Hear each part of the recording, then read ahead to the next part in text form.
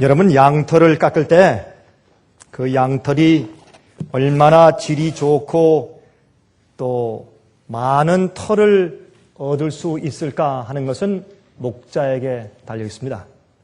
우리 그것은 상식적으로 너무나 잘 아는 이야기가 되겠죠.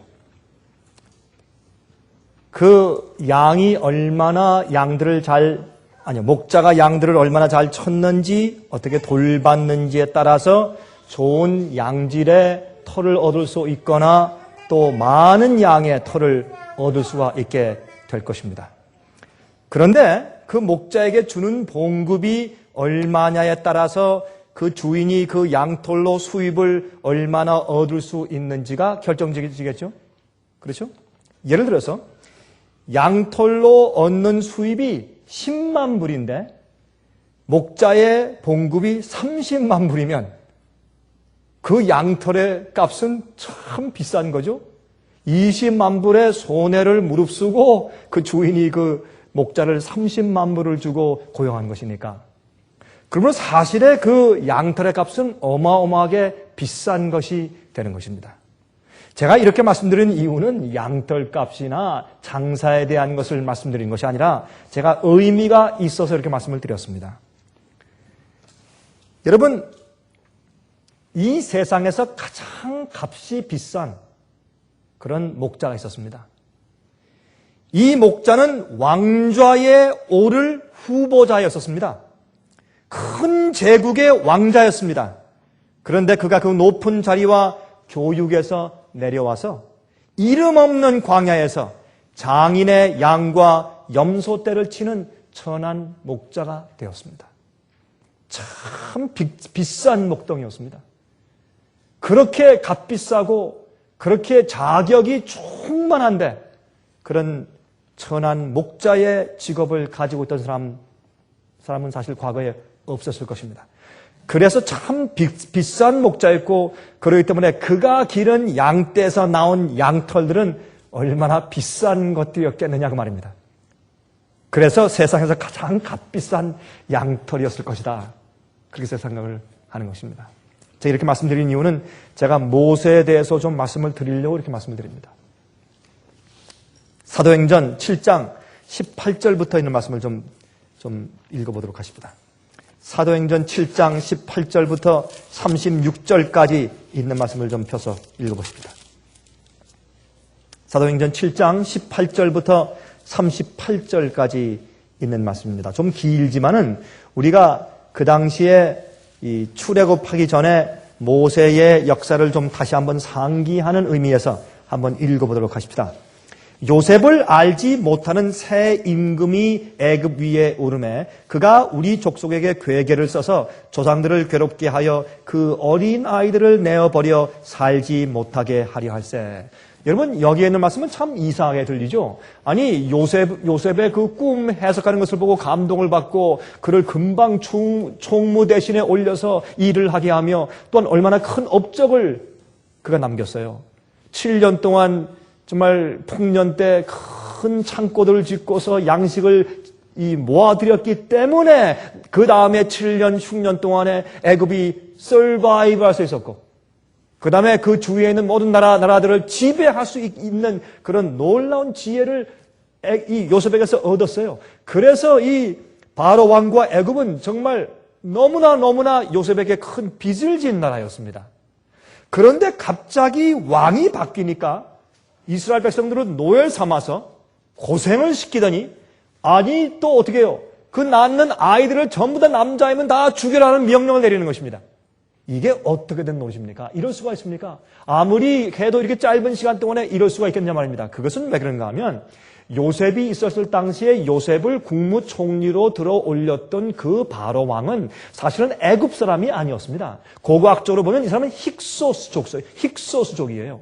힉소스족은 팔레스타인의 서남부 쪽에 살던 이 블레셋 가까이 살던 족속이었습니다. 근데 이 힉소스족 족속은 굉장히 세력이 있고 강한 그런 옛날의 족속이었습니다.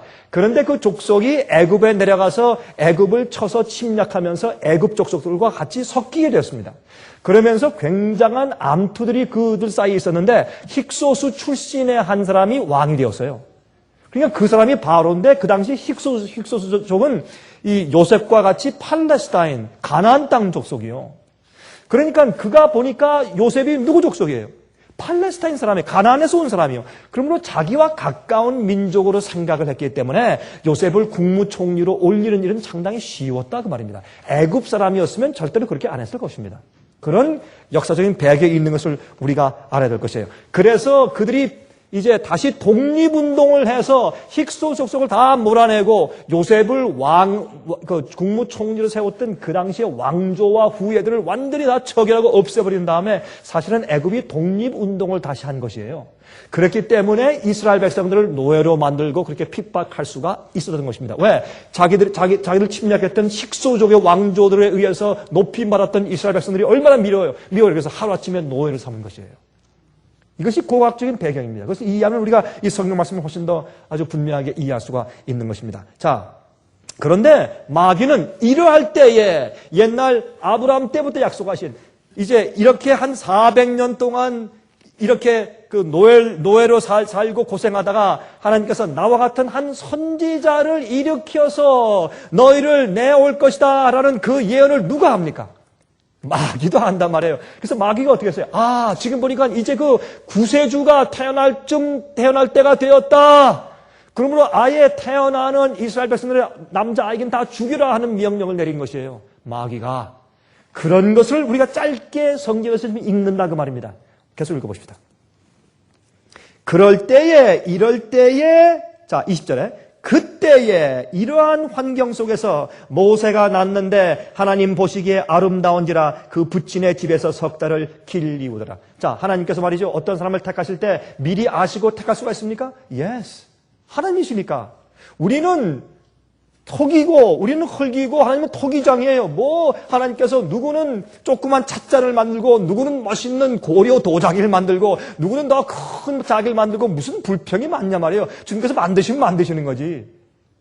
그렇잖아요? 주님께서 어떤 사람은 크게 만드시고 어떤 사람은 적게 만드시고 so what? 하나님께서 마음대로 하시는 거지. 왜? 하나님께서 그 사람의 기질과 태어남과 그 사람의 마음과 모든 걸 아시기 때문에. 아니 우리 사람은 안 그래요? 우리도 어떤 사람을 쓸 때 어떤 사람은 이 사람은 이런 큰 일을 하기에 그릇이 되고 이 사람은 이렇게 할 만큼은 안 되겠다 해서 우리도 선택하잖아요. 하물며 하나님이 사람을 선택하시는데 왜 이렇게 잔말이 많은지 모르겠어요. 우린 참 하나님께 불평이 많아요. 하나님이시여 저 같은 동창인데 저 사람은 저렇게 잘 되고 나는 이렇고 저 사람은 저렇게 높이 되는데 난 이렇고 그렇게 할 필요가 없어요. 우리가 가지고 내가 있는 처지와 힘을 해서 만족할 줄 배워야 돼요. 그게 만족이요. 그래서 이 만족하기를 배우지 않는 사람은 탐내게 되고 탐내면 열째 계명을 어기고 탐내는 사람은 반드시 죄에 빠져요. 그게 문제가 생기는 것이에요. 그래서 우리는 하나님께서 모세가 어릴 때부터 그가 이제 구원자가 될 것을 알고 택하셨어요. 그를 보호하셨어요. 왜? 하나님께서 그걸 아시니까. 그들의 부모의 신실함을 알기 때문에 그가 어떤 기질을 가지고 태어날 줄 아시고 그가 얼마나 하나님께서 교육시키면 어떤 사람이 될 것을 주님께서 아셨어요. 하나님께서 미리 아시는 것까지도 우리가 불평할 필요가 있어요? 불평할 필요가 없어요. 그래서 우리가 사실 이런 것을 보면서 하나님께서 모세를 택하신 그 이유를 이해하게 되는 것입니다. 그때 모세가 났는데 하나님 보시기에 아름다운지라 그 부친의 집에서 석 달을 길리우더니 버리운 후에 바로의 딸이 가져다가 자기 아들로 기름에 모세가 애굽 사람의 학수를 다 배워 그 말과 행사가 능하더라. 여러분이 짧은 말씀 가운데서 말이죠. 출애굽기에 기록되어 있는 말씀을 스데반은 지금 줄여서 짤막하게 설교하고 있는 것이에요.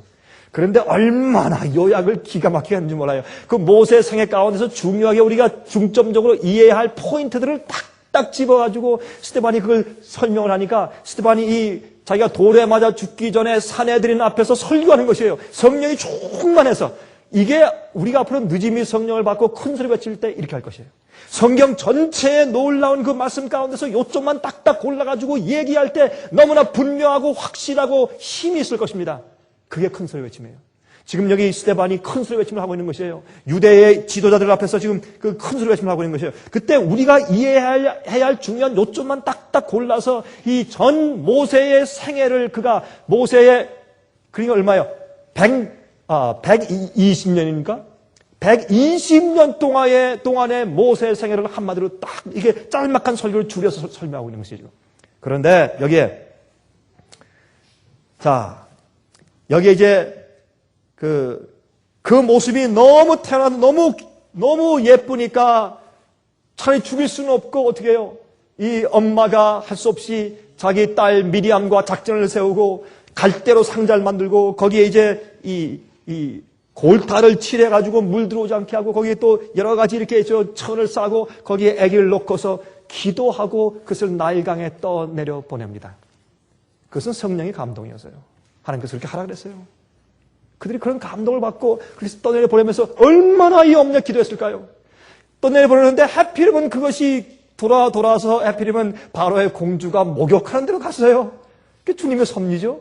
그렇죠? 천사가 아마 이렇게 조금씩 이렇게 아마 키를 틀어줬을 거예요. 여기 가라 이렇게. 또 마귀는 글로 못 가게 하려고 굉장히 애를 썼을 것이에요. 우리 모르지만은 이렇게 틀어서 이제 그쪽으로 갔습니다. 가니까 그때 그 아이를 봤을 때 보니까 이 히브리인의 체언이에요. 그래도 이 바로의 딸 공주가 이제 보고서 마음 가운데 참 금방 그 아기 사랑하는 마음이 생기게끔 성령이 또 감동했어요. 그게 하나님의 섭리의 역사예요. 우리 그것을 믿어야 될 것이에요. 그런 것들을. 그건 우리가 이해하지 못하는 것이에요. 그렇게 됐을 때 그것을 계속 따라가 보던 미리암이 불쑥 튀어나와서 제가 유머한 사람을 소개해드릴까요? 그랬어요. 왜 그랬어요? 바로의 딸은 이 아이를 갖다가 기르면 지금 어린 아이들 다 히브리인의 아들들을 다 죽이라고 명령을 내렸기 때문에 히브리인 가운데 어떤 사람이 자기 아들을 죽일 수는 없으니까 벌이 없구나. 그걸 알았어요, 딸이. 이 사람의 이름을 갖다가 고고해서 핫셉섭 공주라고 불러요. 우리가 그 이름을 확실히 모르지만 우리 하늘에 가서 만날 것이에요. 여러분 그 모세의 어머니가 구원받을까요? 이 공주가? 저는 하늘에 갈 것이라고 생각해요. 모세가 자기를 길러준 그 양모한테 전도하지 않았을까요? 전도했을 것이에요. 하늘에 가서 만날 것이에요. 우리가 물어보면 참 흥미있는 베드타임 스토리가 나올 것이에요. 우리가 그냥 읽는 것이 아니라. 그런데 여러분 여기 한마디 보면 그것을 알고 참 난처해 있는데 너무 아기가 사랑스럽고 참 그러나 기를 수는 없고 난처했을 때 이 미리암이 탁 튀어 올라와서 한 얘기가 공주님이시여 내가 유물 하나 소개해 드릴까요? 그거 좋은 생각이다. 그래서 맡겼는데 자기 어머니를 데려왔어요. 어머니가 12년 동안에 자기가 낳은 아들 모세를 자기가 키우는, 그것도 돈을 받으면서 키우는, 애들 다 죽이라는 명령이 난 입장에서 바로 왕의 보호를 받으면서 12년 동안에 돈을 받으면서 아이를 키울 수 있는 그런 특권을 받아요. 마귀는 그를 죽이려고 했지만은 하나님께서는 그 분노를 돌이켜서 하나님의 뜻을 이루세요. 우리 생애 가운데서 마귀가 우리를 넘어뜨리고 우리를 없애려고 그렇게 애를 쓰고 우리를 고통 주려고 애를 써도 하나님께서는 그것을 돌이켜서 우리를 오히려 하늘의 왕자에 올리시기 위한 주님의 작전을 바꾸세요. 그게 주님의 은혜예요. 그걸 바라볼 수 있는 그 섭리를 볼 수 있는 것이 우리의 믿음일 것입니다.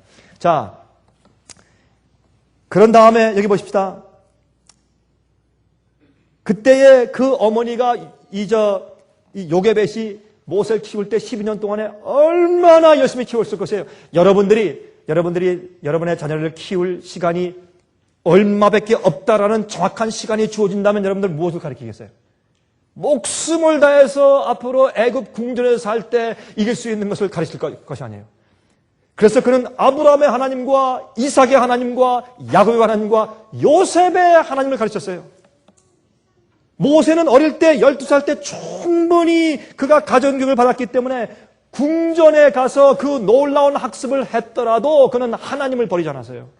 그만큼 어릴 때의 교육은 중요한 것입니다. 어릴 때 받은 감동은 중요한 것입니다. 자, 그 다음에 그래서 그가 22절 모세가 애굽 사람의 학술을 다 배워 그 말과 행사가 능하더라. 그가 놀라운 작전가가 되었어요. 이 수사학자가 되었어요. 그는 장군이 되었어요. 전쟁에 능한 자가 되었어요. 23절 나이가 40이 되매 그 형제 이스라엘 자손을 돌아볼 생각이 나더니 한 사람의 원통한 일 당함을 보고 보호하여 압제받는 자를 위하여 원수를 갚아 애굽 사람을 쳐 죽이니라. 저는 그 형제들이 하나님께서 자기의 손을 빌어 구원하여 주시는 것을 깨달으리라고 생각하였으나 저희가 깨닫지 못하였더라. 여러분, 모세는 실수한 게 아니에요. 모세는 자기가 이렇게 했을 때 자기의 동족들이 깨닫고 때가 되었다고 자기와 함께 봉기를 일으켜서 혁명을 일으킬 줄 알았어요. 모세는 실수해서 때려 죽인 것이 아니에요. 자기가 가만히 보니까 어떻게 해요? 지금 지금 이 노예를 이제 부리는 slave taskmaster. 그렇죠? 모세를 부르는 태스크마스터가 일 잘 못하는 사람을 보고 그냥 책짓하면서 너무너무 심하게 때리고 있어요, 지금. 그런데 보니까 그 주위에 노예들이 측은하게 쳐다보지만 어떻게 할 수 없어서 다 지금 눈물 먹은 그런 눈망울로 다 쳐다보고 있는 바로 그 저로 찬스에 모세가 딱 끼어들어가서 그 사람을 쳐 죽여버렸어요. 그러니 이때 노예들이 어떻게 할 것이요? 와 하고 지금 번개에서 일어날 거 아니에요. 그 기회를 포착하려고 했는데 웬걸요? 아무도 히브리인 가운데 모세를 뒤에서 받들고서 일어난 사람이 한 명도 없어요. 그 다음날 가서 보니까 또 히브리인과 히브리인끼리 또 싸우고 있어요. 가서 왜 그러냐고 말리니까 너는 어제 애굽 사람 죽이더니 이제 우리를 또 죽이려고 하느냐? 그랬어요. 이 사실을 듣고 자기의 작전이 자기가 원래 군사학교에서 배운 혁명에 대한 작전술로 이게 이루어지지 않는 것을 깨달았어요. 그리고 또 바로가 그 소식을 듣고 분노하기 시작했어요. 그래서 그는 지금 완전히 샌드위치가 되었어요. 바로의 분노와 이스라엘 백성들이 자기에게 협력하지 않고 인정하지 않아요. 깨닫지를 못해요. 한 가지 길밖에 없어요. 도망가는 길밖에 없어요. 그래서 미디안 광야로 도망간 것이에요. 이게 모세의 이야기입니다. 여러분, 우리도 많은 경우에 하나님의 일을 할 때 인간적인 방법으로 하려고 해요. 그런 유혹이 우리에게 얼마나 많은지 몰라요. 그런 실수를 또 우리가 가끔 해요. 우리 여기서 배울 수 있는 것은 하나님께서는 하나님의 방법으로만 일을 하세요. 자, 또 뒤에 가서 보십시다. 26절 이튿날 이스라엘 사람이 싸울 때 모세가 와서 화목시키려 하여 가로되 너희는 형제라 어찌 서로 해하느냐 하니 그 동물을 해하는 사람이 모세를 밀들여 가로되 누가 너를 관원과 재판장으로 우리 위에 세웠느냐 내가 어제 애굽 사람을 죽임과 같이 또 나를 죽이려 하느냐. 모세가 이 말을 인하여 도주하여 미디안 광야 땅에서 나그네 되어 거기서 아들 둘을 낳으니라. 그는 이제 끝났어요. 그는 마음 가운데 어릴 때 어머니에게서 배웠어요. 이 민족을 해방하는 일을 해야 된다고. 하나님께서 400년 이후에 구원자를 세우실 것이라는 예언을 그는 듣고 배웠어요. 하나님께서 자기를 택할 수 있다고 자기 생각을 했어요. 이스라엘 백성들 동족들의 괴로움을 보았어요. 그리고 또 자기가 이제 유명한 장군이 되고 그런 것을 학교에서 배우면서 내가 이런 기술들을 이 백성들을 해방시키는 일에 사용해야 되겠다고 생각을 했어요. 그러나 그의 기대가 완전히 무너지고 어려움이 닥쳐왔을 때 그는 낭망하여 도망해서 도망자가 됩니다. 거기에서 그가 40년 동안 있었는데 그 40년이 있는 동안에 두 아들을 낳았어요. 나중에 그 누이 미리암이 조롱할 정도의 얼굴이 약간 까무잡잡한 그런 흑인 비슷한 여인을 부인으로 얻었어요. 사람들에게 좀 조롱을 받았어요. 그 부인 때문에 또. 그런 경험을 했어요. 모세는 내려갈 대로 다 내려가서 바닥을 쳤어요. 40년 동안. 근데 바닥을 치는데 어디까지 쳤는 줄 아세요? 30절 읽어보세요. 30절. 40년이 참에 40년 동안 그는 살면서 그의 옷에 냄새를 맡으면 항상 여러분 목동이 무슨 맨날 옷을 갈아입겠어요? 목욕을 매일 하겠어요? 어떤 때는 양과 염소와 함께 밖에서 늘 자야 할 텐데 그래서 그는 이렇게 소매를 이렇게 냄새 맡으면 항상 이 양과 염소의 오줌똥 냄새가 항상 나요. 그런 사람으로 완전히 바닥까지 내려갔어요. 아무도 인정해주지 않고 조용한 광야에서 그저 이 장인의 양을 쳐요. 여러분 그것을 무슨 사위라 그래요? 한국에서는? 대릴사위. 또 무슨 사위래? 또 다른 말이 있어요? 처가살이. 처가살이. 또 대릴사위. 대릴사위가 되어서 처가살이 하고 있어요. 아무런 자기도 권력도 없고 돈도 없고 그저 그래서 얼마 동안? 40년 동안. 40년 동안.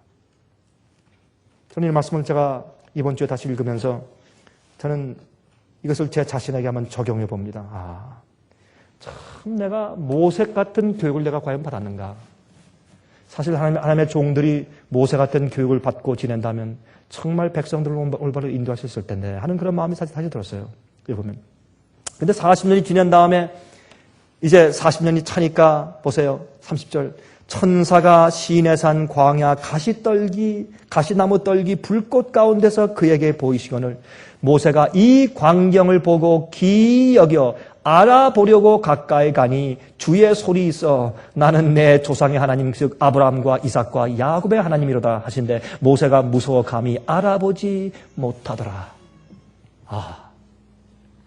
모세가요, 완전히 낭망한 가운데 그저 초인으로 돌아가 조용히 살고 있던지라 자기가 한 번은 양을 치는데 시내산 밑에서 보니까 시내산 꼭대기에 가시떨기 나무들이 있는데 거기 불이 타는데 아무리 봐도 1시간 지나도 또 타고 2시간 지나도 또 타고 3시간 지나도 계속 타고 있어요. 다시 말해서 불은 타는데 그 나무가 사려지지 않는 거예요. 사루어지지 않아요. 이상하다. 저건 보통 불이 아니다. 그래서 이상해서 그 불을 구경하러 갔더라. 다시 말해서 관광여행 간 거예요. 관광. 하나님을 찾으러 간 게 아니에요. 참 이상하다. 저런 불도 다 있나? 구경거리 났다. 구경하러 갔을 때 거기서 소리가 났어요. 모세야, 나는 너희 조상 하나님인데 아브라함과 이삭과 야곱의 하나님이야. 너무 놀란 나머지 그것은 그가 무서워서 이해하지도 못했어요. 그때 들려오는 음성은 33절에 주께서 가라사대 내 발에 신을 벗으라. 너 섰는 곳은 거룩한 땅이라. 왜 신을 벗어야 돼요, 여러분? 왜 신발을 벗어야 돼요? 그 이유는 자기가 신고 있는 신발은 아무데나 가는 신발이요. 하나님의 옷 배울 때 그건 벗어야 돼요. 인간적인 사고방식이 통하지 않는 곳이요. 인간의 지식이 통하지 않는 곳이요. 인간의 편견이 통하지 않는 곳이요. 불신이 통하지 않는 곳이요. 다 벗어버리고 하나님 앞에서는 맨발이 돼서 무릎 꿇고 주의 말씀만 들어야 돼요. 그래서 순종하면 되는 것이에요. 신발을 벗어나는 거예요. 세상에 아무데나 왔다 갔다 하고 이런 대학 가고 저런 대학 가서 이런 이론 배우고 저런 이론 배우고 이런 인간의 지식 배우고 이런 작전 배우고 이런 기질을 배우고 다 한 다음에 그런 인간의 생각 가지고 하나님의 일을 하려고 하는 것이 아니라 하나님께 나올 땐 다 벗어버리라 이거예요. 하나님의 말씀만 듣고 거기 순종하라. 이게 단순한 어린아이처럼 어린아이는 태어날 때 신발 신고 태어나잖아요. 맨발로 태어나요. 그래서 신발을 벗으란 말이에요. 왜? 내가 선 곳은 거룩한 땅이니까. 우리는 거룩하지 못한 곳에서 살던 사람들이에요. 거룩하지 못한 이론을 듣고 알아본 사람들이에요. 그걸 버려야 돼요. 그리고 하나님의 말씀만 들어야 돼요. 이거 의미하는 것이에요. 그래서 그런 신발을 벗습니다. 그때 34절 보세요. 내 백성이 애굽에서 괴로움 받음을 내가 정령히 보고 그 탄식하는 소리를 듣고 저희를 구원하려고 내려왔노니 시방 내가 너를 애굽으로 보내리라 하시니라. 저희 말이 누가 너를 관원과 재판장으로 세웠느냐 하며 거절하던 그 모세를 하나님은 가시떨기 나무에서 보이던 천사의 손을 의탁하여 관원과 속량하는 자로 보내셨으니 이 사람이 백성을 인도하여 나오게 하고 그랬어요. 이 사람이 백성들을 인도하여 나오게 하고 이 사람이 백성을 인도하여 나오게 하고 애굽과 홍해와 광야에서 40년간 기사와 표적을 행하였느니라. 이게 모세입니다. 여러분, 모세는 하나님의 일을 하기 위해서 그는 자기가 알던 것을 버린 사람이에요. 애굽은 과학과 수학, 예술이 발달한 문명 국가였습니다. 이 애굽에는 말이죠, 바벨론과 마찬가지로 별을 볼 수 있는 관측대가 있었어요. 아주 문명이 발달한 곳이었어요. 구석기 시대가 아니었습니다. 모세는 지식과 능력이 겸비해 있던 지도자였어요. 그러나 백성들을 구원하기 위한 목자가 되지는 못했습니다. 목자가 되지는 못했어요. 하나님의 지혜는 사람을 영원한 생명과 진리를 위해서 훈련을 시키는 것입니다. 여러분, 신명기 34장 10절부터 12절 제가 읽겠습니다. 그 후에는 이스라엘의 모세와 같은 선지자가 일어나지 못하였나니 모세는 여호와께서 대면하여 아시던 자요 여호와께서 그를 애굽 땅에 보내사 바로와 그 모든 신하와 그 온 땅의 모든 이적과 기사와 모든 큰 권능과 위엄을 행하게 하심에 온 이스라엘 목전에서 그것을 행한 자들아 그랬어요. 이는 여호와께서 대면하여 face to face 얼굴과 얼굴 대면해서 알던 자였어요. 그가 40년 동안 애굽에서 교육받았기 때문에 아니에요. 미디안 광야에서 교육받았기 때문에 그래요. 얼굴과 얼굴 대해서 하나님을 알던 자였어요. 하나님께서 내가 그를 아는 자라 그랬어요.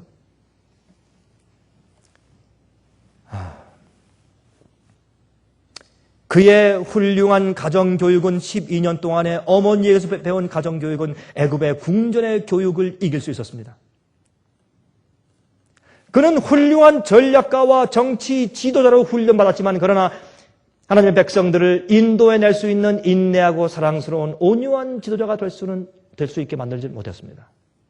여러분, 많은 경우에 우리가 하나님 사업을 할 때 특별히 교회를 우리가 때, 교회를 운영할 때, 특별히 여러분 인터넷이나 우리 DVD를 통해서 이 말씀을 듣는 사람들 한번 생각해 보세요.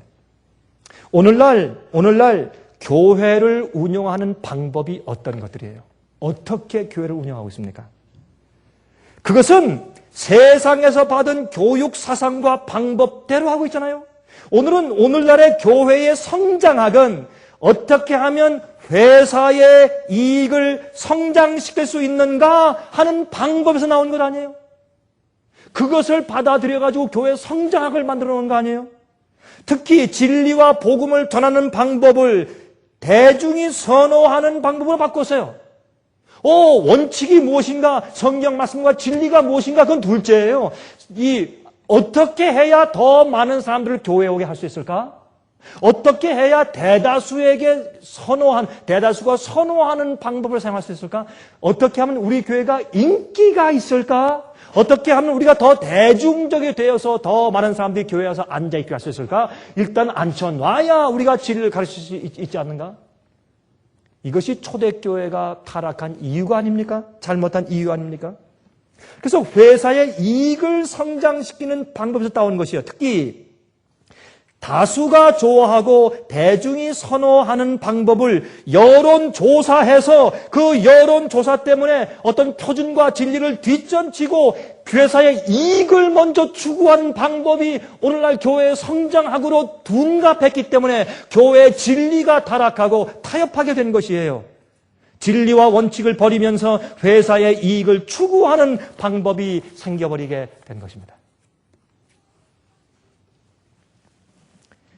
모세는 그래서 하나님의 일을 세상의 방법을 가지고 하려고 하였다 그 말이에요.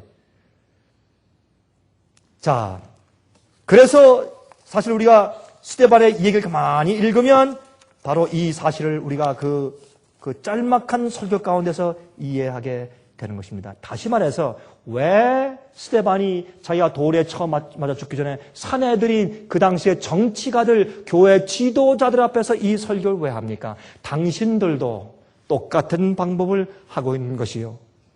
하나님께서 가시떨김 나무에서 나타나신 그 하나님께서 모세 같은 선지자 같은 분 예수님을 세웠는데 당신들은 세상적인 타협한 사고방식과 정치적인 사고방식 가지고 예수를 거절한 것이요 라고 말한 것이에요.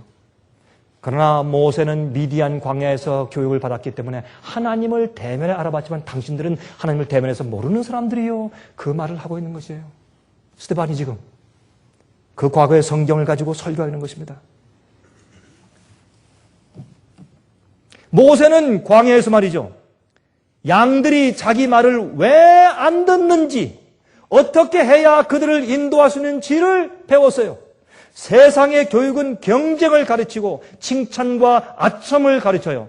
그런 것을 받아야 성공한 사람으로 세상이 간주합니다. 그러나 모세는 양을 치면서 참 이 양들을 치는 목적은 양의 구원이요. 어떤 데는 양을 때려야 돼요. 어떤 데는 양을 인도해야 돼요. 다른 사람들이 이렇게 칭찬받기 위해 사는 것이 아니라 양들의 구원을 위해 사는 것이 목자예요. 그리고 양을 치면서 고통당하는 양을 어떻게 도와줄 수 있는지를 배웠어요, 그는. 또 아픈 양들을 어떻게 치료할 수 있는지를 배우고 곁길로 나가는 양을 어떻게 인내로 인도하는지를 배웠습니다. 말 안 듣는 양을 어떻게 참아주는지를 그는 배웠어요. 늙은 양들의 필요와 약한 양들의 고통과 어린 양들의 필요를 각각 채워주는 조용한 시간과 고독한 시간을 40년 동안 보낸 다음에 하나님께서 그가 이제 이스라엘 백성들을 광야에서 인도할 자격이 있다고 그를 인정하게 된 것이에요. 모세는 그래서 자기 자신을 믿는 확신이 사라지고 하나님의 말씀이라면 무조건 믿고 순종하여 따라갈 수 있는 어린아이 같은 품성과 믿음이 생겼습니다. 그때 주님께서 됐다, 너 이제 히브리인들을 가서 구원해라 라고 보내신 것이에요. 여러분, 그래서 성경은 그를 참으로 온유한 목자라고 불러요. 세상에서 그보다 더 온유한 자가 없었다, 그렇게 성경은 기록했어요. 신명기서에 신명기서도 여러분 모세가 쓴 거 아니에요? 창세기, 출애굽기, 레위기, 민수기, 신명기 아니에요? 신명기서도 모세가 기록했는데 모세가 스스로 자기 자신을 높였단 말이에요. 아, 모세처럼 세상에서 온유한 자가 없었더라. 그게 아니라 모세가 쓰고 죽었는데 그 뒤에 사람이 한 절을 붙였을 것 같아요. 제가 볼 때는. 아니에요. 붙였죠. 모세가 자기가 한 말이 아닐 테니까. 그러나 그 말이 맞았어요. 성령께서 한 말씀 더 붙이라고 그랬어요. 모세가 죽은 다음에 모세는 이런 자였다. 이렇게. 그래서 요한계시록 14장 3절 보면 저희가 보좌와 내 생물과 장로들 앞에서 새 노래를 부르니 땅에서 구속함을 얻은 14만 4천인 밖에는 능히 이 노래를 배울 자가 없더라 그랬습니다.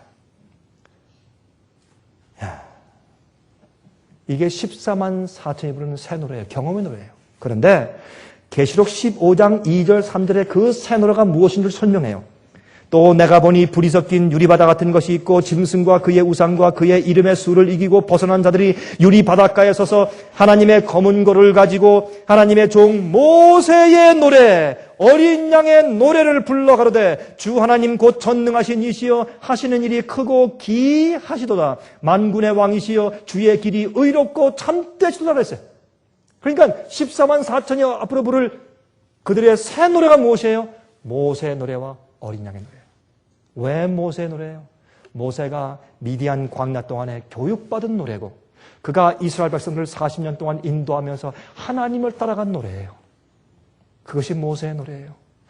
홍해를 가르는 노래예요. 그 메마른 땅에서 바위에서 물이 나던 노래예요. 음식이 없을 때 하늘에서 만나를 먹은 노래예요.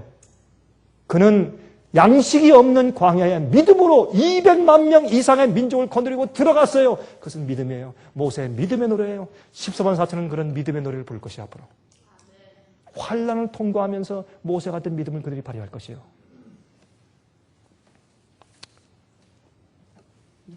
여러분, 현재 이 세상의 역사는 성경의 예언대로 끝마칠 때가 되었다는 사실을 증명이라도 하듯이 모든 면에서 위기 상황들을 재현하고 있습니다. 여러분 제 말에 동의하시죠? 심각한 일기의 변화. 여러분 알고 전 대통령 후보는 최근에 그가 다큐멘터리를 만들었어요. 자기는 이 일이 자기가 옛날에 하던 정치보다 더 중요한 일이기 때문에 난 이게 이렇게 중요한 건지 몰랐습니다. 하고 내 일에 내 생을 바치겠다고 하면서 다큐멘터리를 만들었어요. 알고 전 대통령 후보가. 그는 이렇게 말했어요. 지금의 이 글로벌 워밍, 그걸 뭐라 그러죠? 글로벌 워밍을? 예? 맞아요. 자꾸 제가 그런 단어를 잊어버려요. 지구온난화 현상 때문에 지금 큰일 났다 이거예요. 옛날에 이것은 앞으로 200년 안에 큰일이 온다 그랬다가 나중에 아니다 100년 안에 아니 50년 안에 그렇게 하다가 지금 아니다. 우리가 여기에 신경 안 쓰면 앞으로 10년 안에 지구는 멸망할 수 있다. 이것이 알고 전 대통령의 결론이에요. 자기가 이런 것을 연구한 다음에 큰일 났다 이게. 난 이 일 위해서 이제 앞으로 내가 남은 예산을 바치겠다 하고 다큐멘터리를 만들어냈어요. 알고 전 대통령 후보가. 그만큼 이 문제는 이 지구는 엄청난 위기의 상황 가운데 처해 있어요. 또 한 가지. 90년 만에 전 세계 온역과 유행성 질병이 지구를 위협하고 있어요. 조류 독감. 그렇죠? 이거는 만약에 이것이 인간에게 점프해서 퍼지기 시작하면 아무도 막을 수 없는데 옛날에 1900년도 초기에 있었던 흑사병으로 수천만 명이 죽은 것처럼 똑같은 질병이 미국을 이 세상을 위협하고 있다 그랬어요. 우리가 알고 있는 사실이에요. 또 엄청난 경제적인 몰락의 위기가 도사리고 있습니다. 우리는 한국 사람들이니까 한국 사람 얘기 좀 할까요? 지금 한국에 있는 경제적인 위기는 이번에 경제적인 위기가 터지면 이번에 이 북핵 문제 때문에 한국에서 조마조마하죠. 경제적인 위기가 터져버리면 옛날 IMF 때보다 100배가 더 크다는 100배. 옛날 IMF 시대의 위기는 유치원이에요, 유치원. 앞으로 올 것은 너무 크기 때문에. 여러분, 이것은 한국뿐만 아니라 온 세계적인 문제예요. 미국은 큰 경제적인 지금 위기에 지금 처해 있어요. 그러나 계속해서 이렇게 지금 매니플레이션을 해서 조작을 해서 계속 끌어나가고 있지만 그러나 뭐 참으로 진실된 정직한 경제학자들은 또 정확하게 말하고 있어요. 그러므로 하나님께서 바람을 붙잡고 있어요. 그렇지 이것은 다 지금 굉장히 어려운 그런 상황을 재현시키고 있어요. 또 현재 이 이락의 문제, 이락은 내전이 생겨요. 지금 남북전쟁처럼 시빌워 내전이 지금 생기고 있어요. 두 이슬람파 사이에 지금 전쟁이 생기고 있어요. 한 파는 어떻게 시아파와 수니파가 전쟁하고 있어요. 그게 무슨 말이에요? 미국과 협력한 파와 그다음에 또 어떻게 혁명 일으킨 파 사이에 전쟁을 일으키고 있어요. 큰 문제에 봉착하고 있어요. 지금 이것 때문에. 그런데 또 한 가지 이란 핵 위기, 이건 보통 위기가 아니에요. 큰 위기요. 이란의 핵 위기. 거기다가 또 설상가상으로 북한의 핵 위기. 북한은 말이죠. 지난번에 여러 개의 그냥 미사일을 쏴버렸어요. 그것 때문에 어떻게 해요? 일본이 우리가 다시 이제 재무장해서 우리도 이제는 핵무기를 만들자 하는 말에 힘을 실어주게 되었어요. 2차 대전을 진 다음에 일본은 중립국가로 만들어 놓고 무장국가가 될 수 없어요. 이젠 무장국가가 돼도 세계에서 말을 할 수 없게끔 돼버리고 말았어요. 북한의 핵무기 때문에. 여러분, 북한의 핵위기는 심각한 것이에요. 세계 전쟁을 일으킬 수 있는 심지예요. 이란의 핵위기 마찬가지예요. 이락 문제 마찬가지예요. 그런데 지금 당장 뭐가 터졌어요? 중동 지방에 위기가 생기는데 팔레스타인 가자 지구의 분쟁이에요. 여러분 가운데 어떤 분들이 이게 무슨 말인지 모르실 것 같아요. 제가 잠깐만 설명드릴까요? 제가 정치 문제를 말씀드린 거 아니지만 이거 성경 이해 문제니까. 팔레스타인의 가자 지구 문제가 뭐냐? 팔레스타인 피에로가 너무 데모하고 이제 문제를 일으키니까 이제 미국과 이스라엘이 이제 협력하고 미국이 푸시를 해서 이스라엘이 오케이 좋다. 그러면 이제 팔레스타인 사람들이 살 수 있는 그런 지역을 따로 주어서 너희들 자치적으로 살게 했지만은 독립국가를 만들어주지 않았어요. 그러나 이제는 그 밑에 있는 가자 지역에 살고 있던 유태인들까지도 전부 다 철수시켜서 이쪽으로 오게 하고 그 땅까지 다 내주겠다. 팔레스타인한테 내줄 뿐더러 앞으로 어떻게 해요? 피에로 팔레스타인도 독립국가가 돼주게 하는 그런 수순을 밟겠다 이거예요.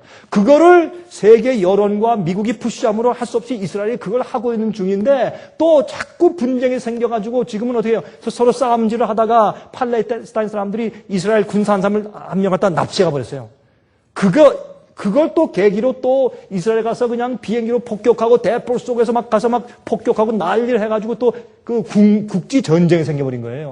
그래서 팔레스타인은 능력이 없으니까 항상 당하게 돼 있죠. 그래서 굉장히 문제가 생겼는데 이러니까 이란과 시리아가 뒤에서 이 무장 세력과 테러주의자를 도와주고 돌아다니고 있다가 그때 어떻게 해요? 여러 방면의 전쟁을 일으키기 위해서 여러분 팔레스타인 쪽은 동쪽이에요. 이 이스라엘의 동쪽 말고 북쪽에 있던 레바논의 남부에 살고 있는 그러니까 이스라엘 북부와 같이 맞물려 있는 그쪽에 레바논에 사는 헤즈볼라라는 그런 지역이에요. 헤즈볼라. 이 헤즈볼라 지역은 거기에는 무장 단체들로서 이스라엘과 싸우는 아랍 단체들이에요. 그 사람들이 항상 지난 25년 동안 분쟁을 해왔는데 이번에 또 거기서 로켓볼 쏘면서 그냥 막 전쟁을 해오면서 또한 이스라엘 군사 2명을 납치해갔어요. 그러니까 이스라엘 국가가 또 어떻게 해요? 이번에 비행기로 가서 지금 레바논 밑에 있는 헤즈볼라 그 도시를 갖다 계속 침공하고 다리를 부수고 하이웨이를 부수고 그다음에 또 비행장을 폭격하고 마치 이락을 공습한 것과 똑같이 하는 것입니다. 이게 무슨 말인지 아세요? 그때 레바논이 막 얘기하면서 부시 대통령 제발 막아주시오. 세계 언론들이 막아주시오 할 때 부시 대통령은 이스라엘은 스스로 자기가 자기들을 보호할 수 있는 권한이 있다 하고 일축해버렸어요. 그게 무슨 말이에요? 지금 이락 전쟁에 발이 묶여있는 이 미국이 북한과 두 사람을 상대하고 있는데 이란 문제나 팔레스타인 문제나 헤즈볼라 문제는 미국이 상대할 수가 없어요. 발이 묶여 있으니까. 그러니까 미국은 작전적으로 어떻게 하는 것이에요? 이스라엘 너희들이 처리해라. 이것은 뭐냐면 여러분 옛날에 이스라엘이 전쟁할 때 6.1 전쟁이 뭐예요? 저기 보니까 이란과 이락에서 여러분 핵무기 만들 수 있는 그런 가능성이 생겼어요. 어떻게 했어요? 비행기로 가서 그냥 그 실험 공장에 가서 폭격을 해버렸어요. 6일 동안 다 끝내버렸어요, 전쟁을. 여러분 그런 식으로 다시 말해서 지금 만약에 이번 기회에 지금 이 이슬람 테러주의자들과 미국이 이렇게 대치하고 있는데 지금 이때 이스라엘 가서 또 그렇게 공격을 해보세요. 왜? 지금 헤즈볼라와 묶여있는 것은 시리아와 이란이에요. 이란이 지금 핵 위기를 터뜨리지 않습니까? 이란이 만약에 이 헤즈볼라를 계속 치고 있는데 이란이 끼어들고 이래서 이란과 이스라엘 사이에 전쟁이 일어난다고 해봅시다. 세계는 쑥밭이 돼버려요. 왜 이런 일들을 하나님께서 막으시는가 하면 주님께서 사방바람을 부어주시는 거예요. 다른 데 이유가 없어요. 여러분, 이런 것은 우리에게 무엇을 가르치느냐 하면 주의 백성들은 하나님을 단순하게 믿고 따라가는 어린 아이 같은 사람들인데 미디안에서 40년 동안에 교육받은 모세와 같은 경험을 하는 자들이어야 한다 그 말이에요. 그래야 그 사람들이 무슨 노래를 불러요? 모세의 노래와 어린 양의 노래. 아니에요? 모세의 노래와 어린 양의 노래를 부르는 사람들. 아무리 어떠하더라도 하나님의 말씀은 그렇다고 믿고 죽으나 사나 그저 그 말씀대로 그저 내가 손해보나 매장되나 상관없이 그냥 밀고 나가는 그런 믿음만 행사하는, 그리고 자기를 믿지 않고 하나님을 믿고 주의 능력과 섭리를 믿으면서 우직하게 나가는 어린아 같은 모세. 그런 사람들에게 주님께서 앞으로 14만 4천의 새 노래를 부르시게 할 것이라 그 말입니다. 제가 한마디만 하고 좀 마치겠습니다. 제가 여러 해 전에 영국에 갔을 때, 영국에 집회 갔을 때 제가 돌아오는 길에 영국에서 제가 하루 더 머물면서 영국의 런던에 있는 런던 박물관을 제가 본 적이 있어요. 저는 다니면서 다른데 뭐 관광하고 이런데 취미는 별로 없었어요. 아무리 좋은 걸 봐도 알프스산을 봐도 다 그게 그렇더라고요. 뭐 이게 이거고 저게 저거예요. 별로 무슨 뭐 하늘에 감탄하지 이젠 세상에서 감탄할 게 별로 없어요. 제가 보니까 다 그게 그거예요. 뭐 보고 나니까 처음엔 보고 싶다 하지만 보고 나면 뭐예요? 다 허무해요. 인간의 세상이 그렇지. 그러나 어떤 데는 책을 보는 것이나 아니면 박물관의 과거의 역사를 보는 것은 지금도 저한테 가치가 있고 저한테 관심을 일으켜요. 저는 예언과 말씀을 연구하는 사람이기 때문에 제가 일부 시간을 내서 영국의 런던 박물관을 갔는데 제가 런던 박물관을 제가 2번 가봤어요. 2번 제가 가서 한 번은 대충 봤고 한 번은 철저하게 봤어요. 근데 제가 한 번 갔을 때 보니까 여러분도 가서 볼 게 있으면 저길 가서 애국관을 가세요. 거기 애국관이 이집트 디파트가 따로 있어요. 애국관을 가서 보면 거기에 애국 사람들의 그 미라들이 쭉 있는데 한 번은 제가 한 미라를 보는데 가만히 보니까 그 연대가 모세가 태어나서 살 때 당시에 연대가 BC가 거의 비슷해요. 보면서 제 마음에 감동이 들어왔어요. 아, 이 사람도 모세 때 살았던 사람이구나. 귀족이에요. 그런데 재밌는 것은 모세 시체는 여기 없고 하늘에 있어요. 시체가 아니지 모세는 하늘에 있어요. 그래서 생각할 때 모세가 만약에 바로의 왕으로 살았다면 지금 여기에 누워있을 것이 아니냐. 썩은 미라로. 그러나 모세는 하늘에 있단 말이에요. 하늘에 살아서. 예? 그런 모세의 노래를 부르는 영적인 경험을 했기 때문에 자, 그래서 깊은 감동을 받았어요. 모세가 여기 있지 않고 하늘에 있구나. 여러분이시여, 우리가 이 세상에서 사는 우리의 믿음과 사고방식은 우리의 미래를 선택해 주어요. 우리가 어떻게 살아야 합니까? 모세의 노래를 부르고 어린 양의 노래를 부르는 백성들 되시기를 간절하게 바랍니다. 하늘에 계신 우리 아버지, 오늘은 모세를 인도하신 하나님의 섭리를 통해서 저희 자신을 성찰하고 배웠습니다. 주여, 저희도 앞으로 모세의 노래를 부르며 어린 양의 노래를 부르길 원합니다. 저희가 세속적인 것과 아이디어를 버리고 하나님의 방법을 선택하기 원합니다. 저희도 주님께로부터 우리의 개인적으로 훈련받기 원하고 가르침을 받기 원합니다. 주여, 우리 마음 가운데 하나님의 섭리를 받들고 알아볼 수 있는 눈을 허락하여 주시옵소서. 저희의 부족함을 사하여 주시며 저희를 하나님의 품성으로 꼴지어 주시옵소서. 예수 그리스도의 거룩하신 이름을 의지하여서 간절하게 기도합니다. 아멘. 은혜 많이 받으셨습니까? 지금까지 들으신 이 생예빛 예배설교는 간절한 마음으로 진리를 찾는 분들과 정직한 양심으로 말씀을 받아들이고 언제나 진실이 무엇인지를 생각하는 그리스도인들을 위한 말씀입니다. 주변 가족들이나 친지들 중에 말씀을 사모하고 순결한 신앙을 갖기 소원하는 분들이 계시면 생예빛 예배설교 테이프를 소개해 주시기 바랍니다. 매주 원하시는 분들의 가정으로 직접 배달되는 생예빛 예배설교는 개인의 신앙 부흥이나 소규모 그룹 예배를 위하여 비디오와 오디오 테이프, DVD, CD로 제작되었습니다. 생애빛 예배설교 테이프를 원하시는 분들은 1-877-704-1004번으로 전화하여 주시기 바랍니다. 생애의 빛은 각종 미디어, 즉 출판물, 텔레비전, 비디오, 오디오 카세트 테이프, DVD, CD, 그리고 웹사이트를 통하여 복음을 전하는 미디어 선교 기관입니다. 생애의 빛에서 이루어지는 선교 사업을 크게 5가지로 나누어 소개하면 다음과 같습니다. 첫째로 생애의 빛은 가정과 건강과 참된 신앙을 소개하는 월간지 살아남는 이들을 매달 발간하고 있습니다. 가정과 건강 문제뿐만 아니라 참된 신앙과 성경에 나타나 있는 중요한 진리들에 대하여 매달 깊이 있게 다루는 최고의 신앙지입니다. 둘째로 생애의 빛은 미국의 주요 도시에서 텔레비전 선교 방송을 하고 있습니다. 많은 분들은 생애의 빛 선교 방송을 통하여 복음을 발견하고 새로운 생애를 살아가고 있습니다.